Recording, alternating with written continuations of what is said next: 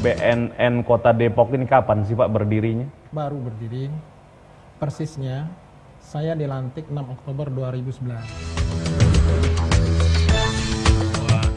Banyak bacalek-bacalek DPRD ini yang tereliminasi akibat tidak memenuhi persyaratan yang sudah ditentukan. Itu adalah partai politik. Ya.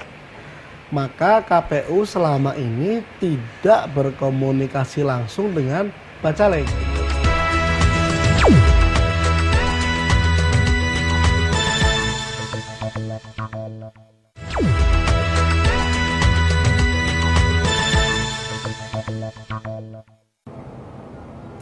Pemirsa, 432 orang itu adalah sebuah realita yang kita hadapi di Kota Depok khususnya berdasarkan data dari Komisi Perlindungan Anak Indonesia Kota Depok, dan ini adalah jumlah yang cukup fantastis. Dari 1,5 juta masyarakat Kota Depok, 432 orang diantaranya itu adalah penyalahguna narkoba. Bagaimana strategi BNN Kota Depok menyiasati untuk 432 orang ini bisa kembali ke tengah-tengah masyarakat secara normal kembali, Pak? Baik, angka 430 itu mungkin data dari Komisi Perlindungan Anak ya? Iya. Ya. Baik, saya pikir berapapun angka yang ada, itu upaya untuk mengembalikan mereka supaya mereka tidak lagi menjadi penyalahguna narkoba, itu harus ada langkah yang dilakukan yang namanya rehabilitasi. Tanpa rehabilitasi ya susah untuk bisa kembali. Jangankan untuk kembali berperan aktif dengan masyarakat, untuk lepas dari cengkeraman itu saja susah. Maka kata kuncinya harus direhabilitasi. Nah, pintu untuk rehabilitasi itu kan sudah sangat jelas. Ya, melapor ke IPWL, instansi penerima wajib melapor, itu sudah ada tempat-tempat yang ditunjuk oleh Kementerian Kesehatan. Kalau di Depok ada satu puskesmas yang namanya puskesmas di Sukmajaya, itu kayak terapi metadon itu. Kemudian bisa ke kepolisian lapor atau ke BNN.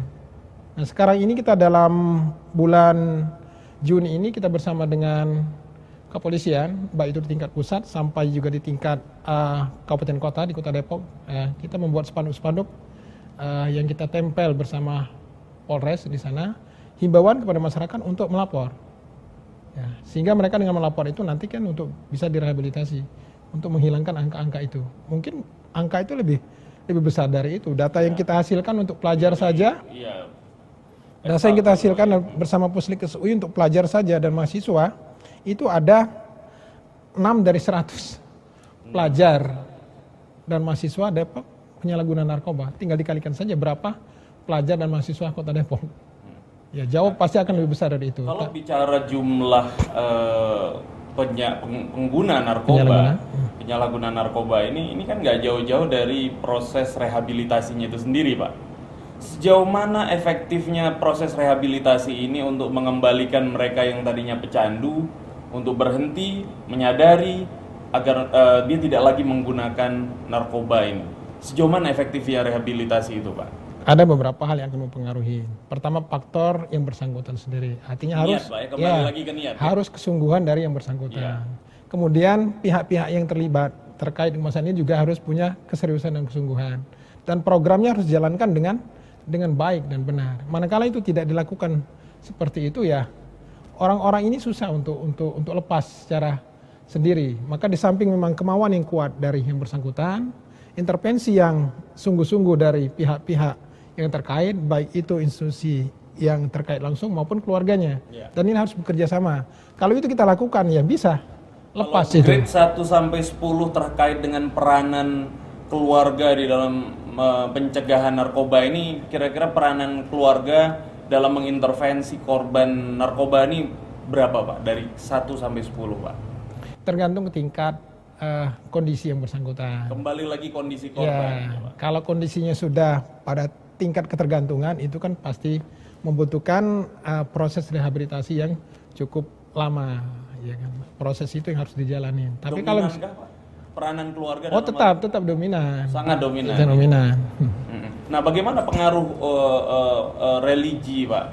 Oke. Agama, sentuhan agama untuk menyadarkan pengguna narkoba yang sudah cukup akut ini, Pak. Baik, sangat menarik ini Pak Edi ya.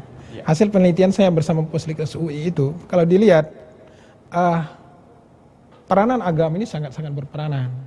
Karena di sana itu terlihat, terekam dari penelitian itu, anak-anak yang taat melaksanakan ajaran agama, melaksanakan nilai-nilai agama, itu jauh lebih kecil resikonya.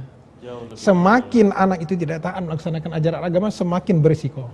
Dan itu fakta yang hasil penelitian kita yang Tapi lakukan. juga fakta yang terjadi di lapangan, Pak, bahwa justru di daerah-daerah pelajar, ya, secara keseluruhan adalah daerah pelajar itu umumnya sentuhan agamanya masih cukup kuat, tapi justru narkoba berkembang di daerah seperti itu, Pak. Kita ambil contoh Jogja, kita ambil contoh Bandung, ya, dan mudah-mudahan. Nah, bagaimana komentar Bapak? Depok kan salah satu kota pelajar nih, Pak. Ya, bisa saja terkait dengan pemahaman yang didapat atau diterima oleh yang bersangkutan. Orang-orang yang tanpa memahami tentang bahaya narkoba ini secara baik, kemudian modus operandi yang dilakukan oleh para sindikat ini, ya mereka bisa terjerembab. Ya, mereka akan dengan segala cara ingin menjerat orang untuk menjadi penyalahguna narkoba. Nah, maka itulah sekali lagi saya katakan, sosialisasi, pemberian pemahaman kaitan dengan upaya pencegahan ini harus dilakukan. Betapa banyak orang yang terjerat masalah penyalahgunaan narkoba itu ya awalnya hanya coba-coba, atau dia hanya diberikan oleh temannya yang dia tidak tahu persis apa itu.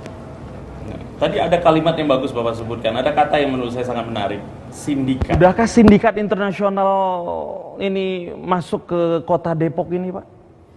Sindikat narkoba berskala internasional masuk ke kota Depok, dan sudah mulaikah mereka berakar pinak di kota ini, Pak? Kalau kita mau mengkaitkan satu sindikat jaringannya ini, apakah dia masuk jaringan internasional atau dia jaringan regional, nasional atau lokal, itu perlu diungkap jaringan, ya, pengungkapan kasus jaringan itu. Namun tidak menutup kemungkinan hal seperti itu. Kita melihat Depok ini sangat dekat dengan ibu kota negara, Buffer Jakarta, City. ya. Dan Jakarta itu adalah penyalahguna terbesar, ya, dari penyalahgunaan narkoba ini. Nah, Depok sangat dekat dengan itu.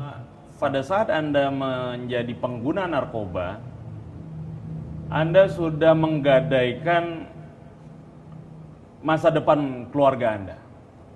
Kebangkrutan rumah tangga Anda ada di situ. Keretakan rumah tangga Anda ada di situ. Keberlangsungan kehidupan sosial Anda pertaruhkan di situ. Sadarilah sekarang bahwa bahaya narkoba bukanlah main-main. Setelah break berikut, kita akan lanjutkan mengenai yang lebih seru setelah pesan-pesan berikut. Terima kasih.